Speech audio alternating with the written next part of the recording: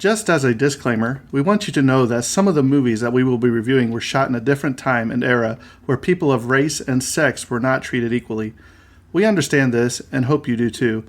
The movies or anything that happened on the sets are not the views of this podcast or what this show is intended to be all about.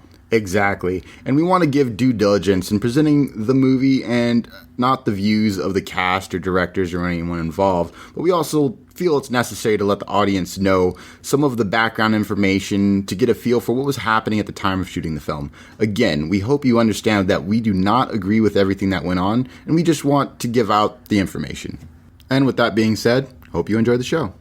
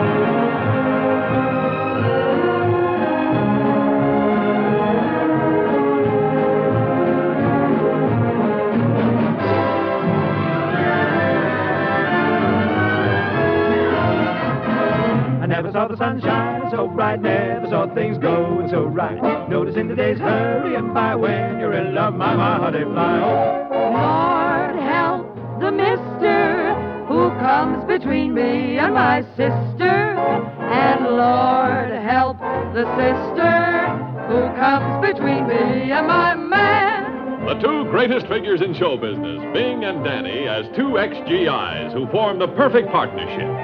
Rosemary and Vera Ellen as the sisters who have them in a spin, with Dean Jagger as the unemployed general they take under their wing. Apparently, there's still quite a bit about show business I don't understand. Oh, it'll come to you, sir. Just takes time. We wouldn't be any good as generals. You weren't any good as privates. A wonderful story that will warm your hearts, just as the breathtaking scope of a new screen wonder will widen your eyes. White Christmas in VistaVision. And you'll fall asleep, counting your blessings. The best thing happen while you're dancing. Things that you would not do at home come naturally on the floor. Handy, there's a minister handy, and the show would be dandy if we let him make a fee. So don't you linger, may your days be merry and bright, and may all your Christmases be white.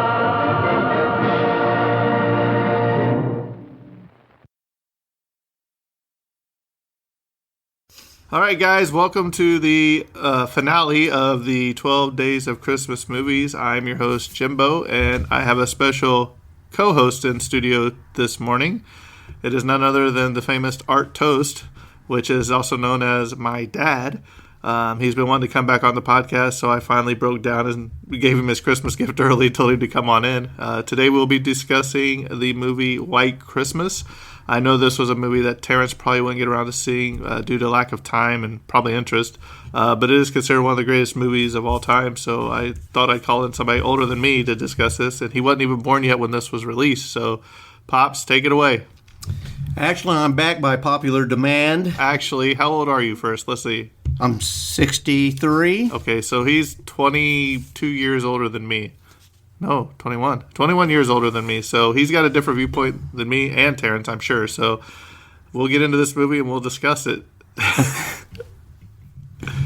Take it away. Okay. White Christmas, release date November 15th, 1954. I was born in 56. And so the opening weekend in USA was $566,045. With inflation, it's 5.4 million estimate. Gross U.S. Jimbo's over here cracking up, and I don't know why. Because I'm just thinking he's getting to the point where he's going to say synopsis. He's been trying, practicing, and he hasn't got it yet. So we'll get there. Oh, my apologies to Terrence. He's going to do you justice, Terrence. Gross USA, $928,298. Estimate is 8.8 million in today's inflation. Wide world gross, $1,097,000. Today, with inflation, $10.5 million. Directed by Michael Cortez. Writing credits, Norman Krishna, written for the screen, and by Norma Panama and Melvin Frank. Technical specs. Oh, boy. Here we go. So you thought Terrence had it easy. Well, he's done this a lot more now. Runtime, 2 hours, 120 minutes, for those of you that can figure that out. Sound mix, mono, Western Electric recording, stereo optional prints. The color, it was color. Sound mix, mono, Western Electric recording, stereo optional prints. Aspect ratio, 1.66 to 1, intended ratio, and then 1.85 to 1, 2.35 to 1, anamorphic prints. It's a 1961 release. Camera was William Fox. Natural color cameras modified for VistaVision. Laboratory, Technicolor, Hollywood, California, USA color. Film length, 3,275 millimeters in Sweden, and 3,292 millimeters the Netherlands. He's still laughing, It's ladies. not millimeters, it's meters. Meters. Well, you ought to write it down when I read this stuff. You should do your own research, Terrence. Well, tell you, I've never seen this movie. I'm kidding. Negative format, 35 millimeter, and cinematographic process, VistaVision, as Paramount proudly presents the first picture in VistaVision. Printed format, 35 millimeter. The awards, the Academy Awards USA 1955. It was a nominee for Oscar for the Best Music Original Song, Irving Berlin's Count Your Blessings instead of Sheep. You see, it won an award for that instead of White Christmas. Did it actually win the award? Yeah. Well, no, I mean, but it was nominated. But it was nominated. Right, I'm just right. saying, White Christmas wasn't even nominated. Right, you would think, but the synopsis: a song and dance group falls for each other and teams up to save the Vermont Inn, You got through it pretty good. Which is ran by their former general.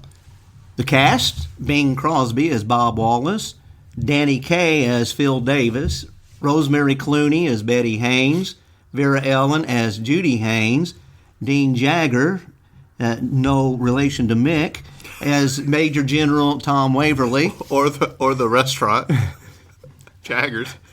Mary Wicks as Emma Allen, Johnny Grant as Ed Harrison, John Braska as Johnny, it's Judy Haynes' dance partner, Ann Whitfield as Susan Waverly, Piercy Hilton as the train conductor, Stanford Jolly as the railroad station master, Barry Chase as Doris Lenz, and George Kirklis as Betty Haynes' background dancer, Seg Rubin as landlord, and Grady Sutton as general's guest, and Herb Vigran as Naravo, and Leighton Noble as band leader, which is uncredited. Eat your heart out, Terrence.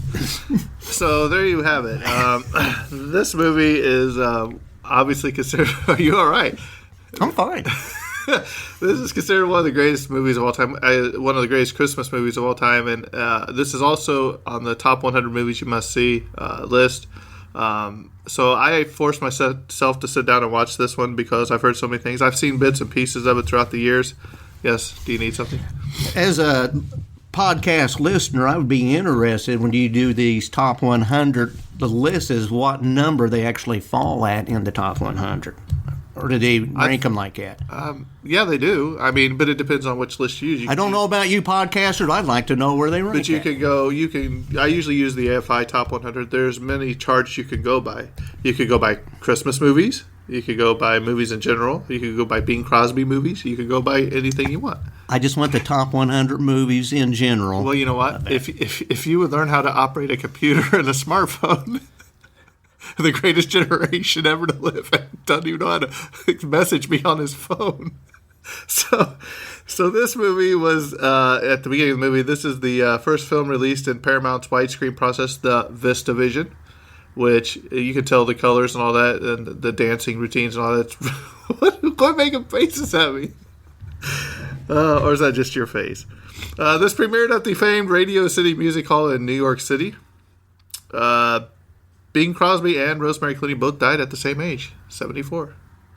So let's talk a little bit about this movie. The beginning, they're in the army. It's Christmas time. And I guess their general's leaving, and they're getting a new general. And they're putting on this performance for him, and the general comes in and is like, what's all these people standing around? You know, and they're trying to get rid of the general, and they're like, oh, well, he's over yonder. So they send him the long way around to wherever he's going so they could still do the surprise for the general. They told him take him the shortcut. Right, but it was actually the long way around. Yeah. So, because they wanted to do this special program for the general that all the guys loved. So, you get up there, Bing Crosby does this famous White Christmas song. Is that the only time it's performed in the movie? Or does They sing at the very end. They all sing at the very end, don't they? So, here you have where Bob Wallace and Danny, there's something where he has saved him from getting crushed. He has hurt his arm, and he uses that thing the entire time to get Bing Crosby to do what he wants. So, to me, I think Danny was hilarious. I think he stole the show from Bing Crosby in this movie. Would you agree? Yeah, but that was his part. Right, I know, but it was really well done. So after they get out of the army, they decide to take this act onto the road, travel around. And so they're going around different places or whatever. And then also you come across Betty and Judy, which is a dance act. So you have a singing act, which is the boys, and the dance act, which is the girls. And they go to this, I guess you would call it a lounge, for lack of better words. And the girls are backstage, and they're like, "Look, you know, we don't have our rent." Whatever they were saying, and the guy's like, "Well, we're not going to pay you, or whatever." And so we got to get out of here. And so Danny's like, "Well, where are you going?" He's like, "Well, we're supposed to be up in Vermont at this inn.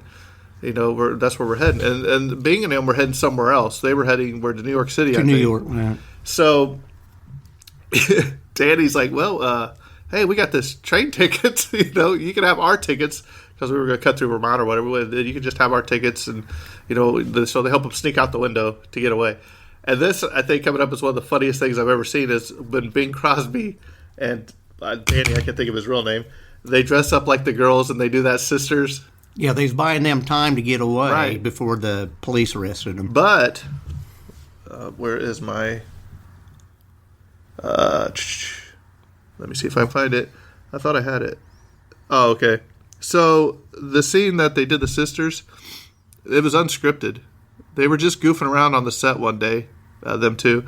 And the Crosby's laugh are genuine and unscripted as he was able to hold a straight face due to Kay's comedic dancing. Clooney also said the filmmakers had a better take where Crosby didn't laugh, but when they ran them, both people liked the laughing version better. So I thought that was interesting. I thought I was cracking up. And you could tell they were having fun on that. So they get to the train. They lost their tickets. Remember, he's like, "Well, they're here somewhere." You know, he can't find them. So, but he doesn't know that. He's like, "Well, let's just go to. There'll be snow." You know, that's his thing. There'll be snow, and so he's like, "Whatever." So they get on the train, and the girls are in their compartment. So they all decide to go to the lunch cart or whatever, and they're all sitting at the table. Because he had gave them their tickets Right. on the train, and then they had to sleep in the Lunch cart or lunch whatever. cart. Yeah. So they're all sitting there and they sing a song called "Snow," which if you've ever seen it, it gets pretty annoying real quick. But it's all right. And I like how he takes his napkin or whatever and he does a little the little sled. Danny does a little sled thing down through the. So they finally get to Vermont. And the Vermont Inn, because that's where the girls were scheduled to perform next, they have scheduled them to perform their dance routine at this inn. And they get there and they go in, and the lady behind the counter is like, "Look, like we give you half your salary, but there's no way it's not snowing outside. We're not busy. There's nobody here." And so they're like, "Well, we'll just do our performance order." Well, the next thing you see is the general walk in. It's the general from the beginning of the movie, and this sets Bing Crosby and Danny saluting and all that. So they decide, hey, we'll stay here a couple days, whatever. See if I can get some people up here. So you got anything to add at the moment? No, you're doing all right. All right, well, go ahead. But Take it away from right here. They're about to lose the inn. That's what he retired to, and he got this deal on this inn. And of course, they count on snow to bring people in there, not drag them in there, but bring them in there to the lodge because of skiing and all this here. They've redone the whole inn to accommodate for big show routines and things like that. Just to touch on a few things that Jimbo missed out on, perhaps. This guy he keeps calling Danny is Phil Davis in the movie. His name's Danny Kaye, and he's a very famous dancer of the time. But he's hilarious in this movie. Yeah, he's good. There's another dancer that was popular back then. It's Donald O'Connor, but Danny Kaye was always better than that. Of course, back in the day, you had Fred Astaire. And so he does do a great job in this here. And so now they're there. They decide they're going to stay and they're going to go ahead and do a show, people or no people. And so they work together. Because they want to do it for the general. They're doing it for the general that they admired throughout their career in the service. And so they start making some plans to bring some people up to the end to help save the Vermont Inn and to help the general out. Now, but this is where that lady, I can't remember her name. What's the name of the lady that's like the innkeeper secretary or front person? She is awfully nosy, if you will, because she always gets on the phone calls and listens. Well, Bing Crosby gets the idea that, hey, I'm going to call, I got to go to New York anyway. I'm going to be on like the Ed Sullivan show. It's not Ed Sullivan, but that's what it was portraying. And that I can get on here. It's like the general always watches this show, so you got to keep him away from the TV so he doesn't see this. But when she overhears him on the phone, he's like, well, how much would you like to give for this? So this lady overhears him on the phone, and she only catches a part before she gets mad and hangs up about the guys offering, hey, we'll give you a lot of money. It'll be good for the general.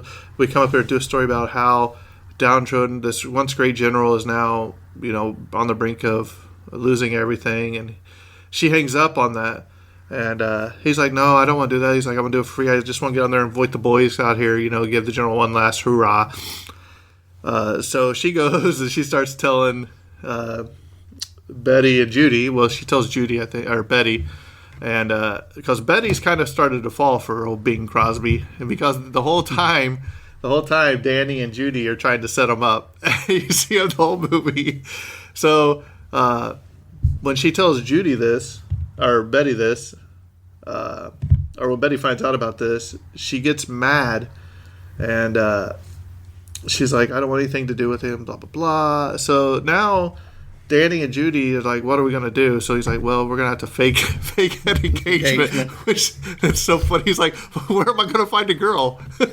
Yeah. She thinks that the reason she won't fall in love with Bing and all this here because they're sisters, and she said she won't do nothing as long as I'm single to hold her back and all this. And so they stage this fake engagement, if you want to call it It's that. so And funny, though.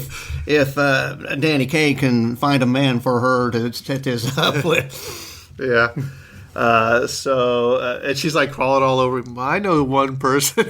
He's just like backing up. Well, who? Well, he's like, I guess if it's just pretend. But I think he kind of likes her, and you find that out in the end too. So now Danny, he's like, you can't let the general watch his show because he's like set. He's like, I got to go watch his show.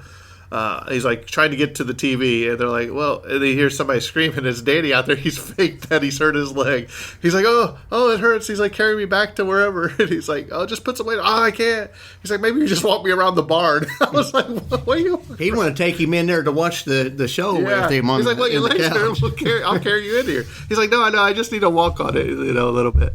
So Bing Crosby gets on the air, and he says, it does a spill. The general doesn't see it. And all these people you see them just start making their travel plans, hugging each other like the Army people that haven't seen each other in a long time, probably since their days in the Army or Navy or wherever they were, Marines, whatever. I think it was the Army, though. He's only watched it once. Yeah, once was enough. No, it's a good movie. But so you see them all, and the general, he's like, well, I can't go down there. I don't have. Where's all my suits? Because they took all his suits to hit him from him. So the only thing he had left was his outfit from the Army, his guard colors or whatever suit. So with all his medals and everything. So he tells his granddaughter, well, I just won't go down there, whatever, to see it. And so he comes down. He's like, well, I couldn't let you go without this. I put this suit on. Let's go. And she grabs his hand, and they go in there, and he goes in there and he sits down, and the next thing you hear is like the bugle playing, and here comes all the Army guys, and the one guy's like, see, it doesn't fit. It's shrunk. He's like, I don't think it's shrunk. You ate too much or whatever. So they all come down, and they all march down there, and you just see the general light up with excitement, and they get up there, and they said the crew is ready for inspection. And he gets up there, and he just starts yelling at them like he used to do, and then he's like, and you guys are the greatest thing I've ever seen, or whatever. It was a really touching moment. So he goes and sits back down, and then Bing Crosby and Danny start another dance routine. You look like you want to add something. No, I'm just listening to see if you know what you're talking about. But go ahead. Do I know what I'm talking about? You're somewhere? doing okay. All okay right. for a rookie. So, but by this time, Judy left. She's like, I don't want, or not Judy. Betty left. She's like, I don't want to. She found out from that he was going to get that money for that. But when she sees him on TV, he's like, we don't want anything, no money coming to us. It's all going for the general. We don't want any fees or whatever. And she's like, oh, well, he is the man that I thought he was and not what I heard. So she left the party. She left a note saying, hey, you told us now that you're getting engaged to Danny, I was holding you back. I've taken a job in New York City. Before this happens, she actually is at a nightclub, and Bing Crosby goes sees her. And he's like, look, I didn't want any of this. She's like, I didn't want any of this promote stuff. I didn't want any money. He's like, I don't understand how we can't get how it was back the night before or whatever. That's all he wanted to do because they had kissed, and he thought it was something that went wrong because he doesn't understand why she's all of a sudden got a cold shoulder. She doesn't know at that point when he sees her that because he hasn't done the broadcast yet. Right. Later on, she's in her dressing room, and they are watching the broadcast, and that's when she really finds out that she has had the wrong impression of him. Ladies, take a good look at that there. Yeah, so then she's like, oh, so what Bing Crosby doesn't realize is she does come back, and they don't tell him she's coming back. So when they come out to do this dance routine, he thinks it's going to be somebody else, the four of them, but it's actually her. And you just see him light up, and, they do that song and dance routine. And then, she sticks that special present in a Santa sack. It says, to Bob from Betty or whatever. And do you remember what it was that was in the package? Because they start singing, and he goes around behind the Christmas tree, and he opens it up because he was passing them out to kids, and he opens it up. And do you remember what it was? Yeah, it was a guy on a steed. Right. Yeah. And do you know why? Yeah, because he said earlier, or she did, one of them about being the knight on the steed or what. Right. So then But this time you start seeing snowfall. And they must have been in a barn or something because they open up those doors and you see the snow in the background. Yep, they see it snowing from the backstage, but then when they get into the finale of the program, they open up the whole back door, and then everybody can see it, the snow falling.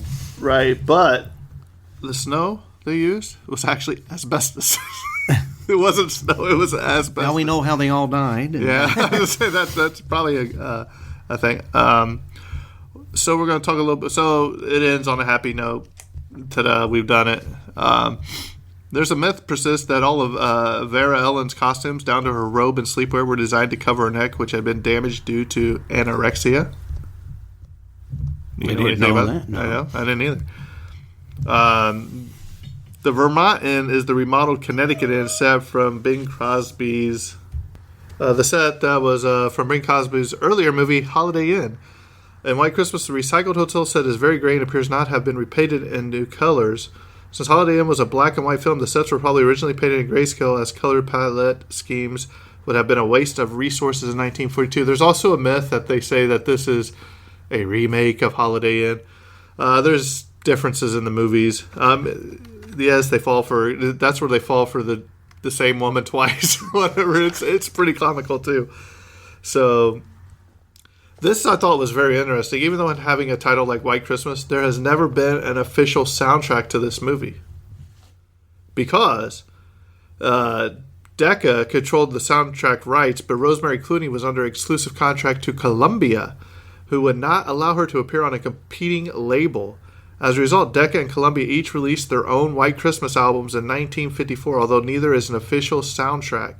Decca's album featured the movie cast minus Rosemary Clooney, with Peggy Lee taking over Clooney's part and singing her songs via overdubbing, a new technology in 1954. Columbia album had Rosemary Clooney sing 8 songs from the film, including the song Sisters, which Clooney recorded with her real-life sister Betty Clooney. Both albums have been issued on CD in recent years. What do you think of that? Did you know that? No, I didn't know that. I just watch movies. Let's see. I bet you didn't know this. Do you remember the photo that Vera Ellen shows to Bing Crosby and Denny Kaye of her brother Benny? Do you know who it is? No. It is actually Carl Switzer, known for his role in Our Gang. It's Alfalfa. Oh. He also appeared in another classic Christmas film. Do you know what? What? It's a Wonderful Life. As Donna Reed's suitor, who opens up the gym floor during the high school dance, sending everyone falling into the swimming pool underneath. So, there you have it. On the DVD content, Rosemary Clooney revealed that, number 1, she took the role mostly so that she could perform with Bing Crosby. I mean, who wouldn't? 2, Danny Kaye caused many retakes with his antics, made everyone laugh when they weren't supposed to. I was just cracking up, and it's an older movie, and he's funny. Number 3, she considered Love You Didn't Do Me Right, or Right By Me as her song, since it was her only solo. 4, after the final shot, they were informed that they would be redoing the finale because the King and Queen of Greece would be visiting the set, as the producer wanted to give them something to remember. They reshot the sequence with no film in the camera and without Bing Crosby, who had skipped out to play golf. In later years, after she and Bing, they recorded several albums together, so I thought that was pretty funny. There are 3 films to feature the song Bing Crosby singing White Christmas. Do you know what they are? Holiday Inn. Holiday Inn. White Christmas. And the other movie, I don't know. It's called Blue Skies from 1946. Never heard of it. Judy was shorter than Betty in height, so for their song numbers, Judy's heels were higher. I don't know why they always made a big deal about that, about people being short. Like the Magnificent Seven, Yul Brynner and who was Charlton Heston, was always trying to one-up each other, standing on the bigger piles of dirt and everything. When the general goes outside to see the snow at the end of the movie, all the cars are gone. Where'd all the cars go? I was like, all the people, they had to be there somewhere. Percy Hilton, who plays the railroad conductor, also appears in another holiday movie. Do you know what that is? What is that? It is, he plays the drunk Santa Claus at the beginning of Miracle on 34th Street in 1947. Let's see. The hotel manager pursuing the Haynes sisters is Sig Ruman, who portrays Sergeant Johann Schultz in Stalag 17. Have you seen that? 1953. Nope. No, only Schultz I know is on Hogan's Heroes. That's the only Stalag I know, too. That was the Starlight 13. By the way, this was the only one of two musicals released in 1954 that featured songs by Irving Berlin that had been introduced in other musicals. The other was There's No Business Like Show Business in 1954. Did you know that? I think you do because I told you that. You told me that. Let's see here. This was the most successful film in 1954. The second most successful was The Caine Mutiny from 1954, which featured Rosemary Clooney's husband, Jose Ferrer. One of the dancers accompanying Rosemary Clooney is George Chakiris. He went on to earn the Academy Award for Best Actor in Supporting Role as Bernardo in West Side Story in 1961. The train scenes were shot at 20th Century Fox because the studio had a train set on the set. Had a train set on the set? On the set. A train set? A train set on the set. Are you talking a train set? Talking a or a train actual set? Train. You got a train set that you runs got a train around a on tree? the set. You get grief. And they only have a standing train set. Does that make it any better? Or does that just mean a train set on legs? I know that's what you were thinking. I'm more like my mom. Just like me. Yeah, that's terrible. And one of the last interesting facts before we talk about our opinions is cast members Bing Crosby and Rosemary Clooney both have descendants in the Star Trek series.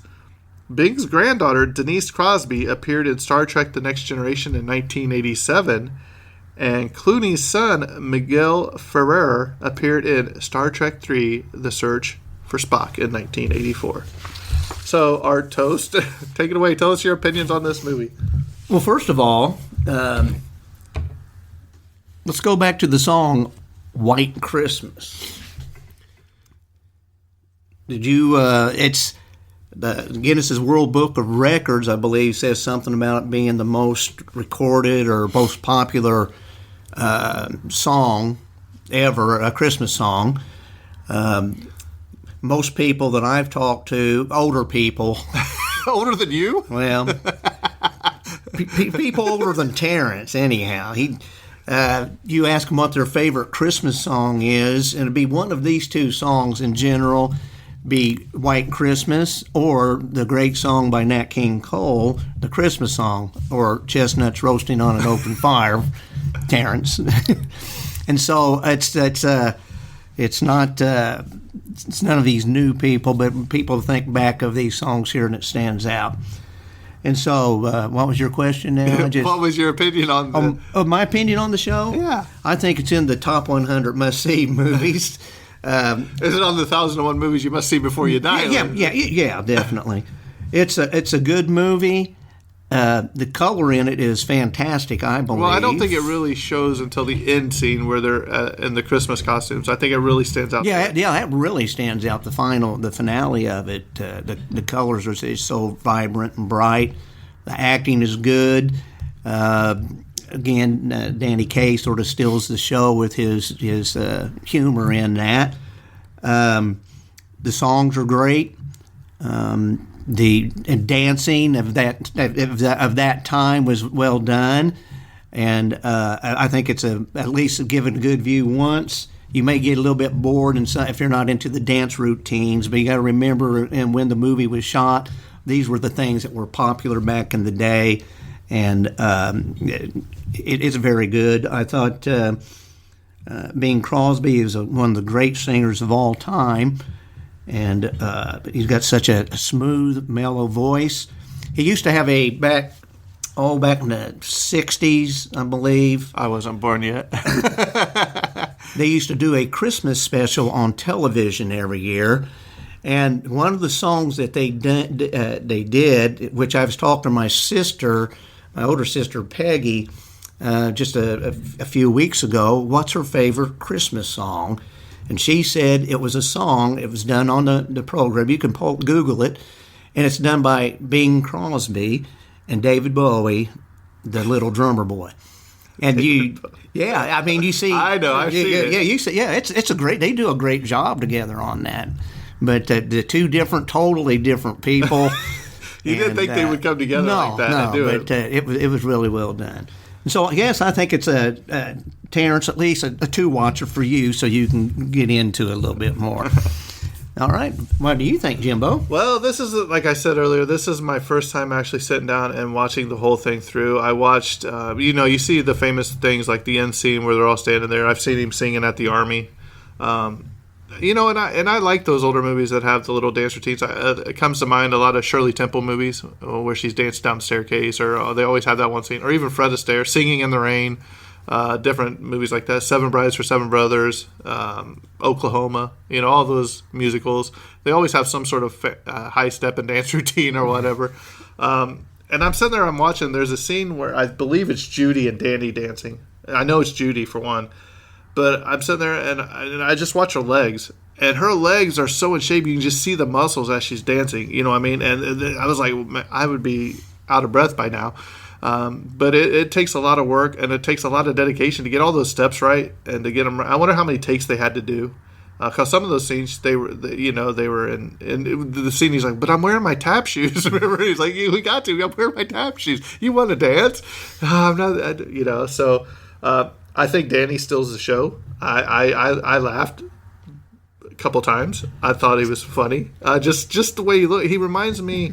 2 laughs up. Yeah, he reminds me. I don't know if you've ever seen what's his name, Rocket Man. I can't think of the guy's name, but he reminds me of the guy. I think he would fit in well today if he was around. He'd still be in some comedies today, just because of the antics that he was doing. Bing Crosby's great. White Christmas sings that song, and the whole thing about, especially I guess people in the military, is that don't forget the ones where you came from. So a lot of those guys, they were talking. If you remember, they were talking that they hadn't seen each other since then. And it's a shame that, somebody that you spend that amount of close time with, you lose contact over the years. And don't get me wrong, I know that they could be two totally different people from where they were in the Army to where they are now, or maybe they don't want thing. But I think it's a shame that, the soldiers that come back and have this PTSD or depression, that we don't do more for them as a nation. I've had friends that I've had to take down to the Veterans Hospital, and just to see the way they're treated and have to wait for hours and hours, something needs to be done about that, because these are the people that fought for our freedom and are still fighting for our freedom. And I think it says a lot as a nation that we need to take care of these people and help them out. Would you agree? I agree. Okay, well, I'm just hoping you're still on the same page as me. So I'm still dreaming of a white Christmas. I don't know if we're going to get it. We're recording this early, and I hope we get it. But this is actually Christmas Day, so Merry Christmas from the Tragedy of Cinema podcast. Art, would you like to add anything else? Yeah, Merry Christmas to all you down in Australia and Spain and Kentucky and Cloverdale, Indiana, and where else? Where are y'all at? Merry Christmas worldwide. One of our Australian listeners just last night, I sent a picture of Australian Santa Claus, and he had a surfboard. He was in his shorts and he had his hat on. So hope they're having a great time down there too. So, well, with that being said, we're coming to a close, and stay tuned because there's going to be another episode after this. We and Terrence, since Terrence wasn't on this one, we wanted to do another little special, and the movie we will be doing is none other than the other great Christmas classic, It's a Wonderful Life. So stay tuned for that. It'll be a double episode day on Christmas Day, a little something we could get back to you. So hopefully you're enjoying this 12 Days of Christmas Movies. Sad to see it come to a close, but if you like it, maybe we'll do some future episodes, Valentine's Day, St. Patrick's Day, whatever. So with that being said, I think this episode's coming to a close. Merry Christmas. Merry Christmas. And God bless us, everyone. If you remember Terrence on the promo, Dad thought it was actually going to be a full-length episode of the 12 Days of Christmas Movies. He didn't know what it was, and then he said, oh, it's only a minute and a half. So he was disappointed. So I think that's a wrap on this episode, and cut.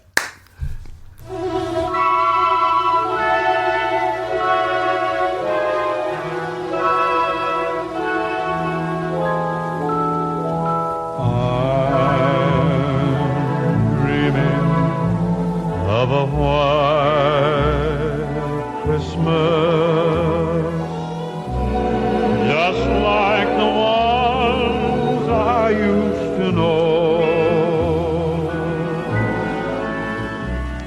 where the treetops glisten and children listen to hear sleigh bells in the snow.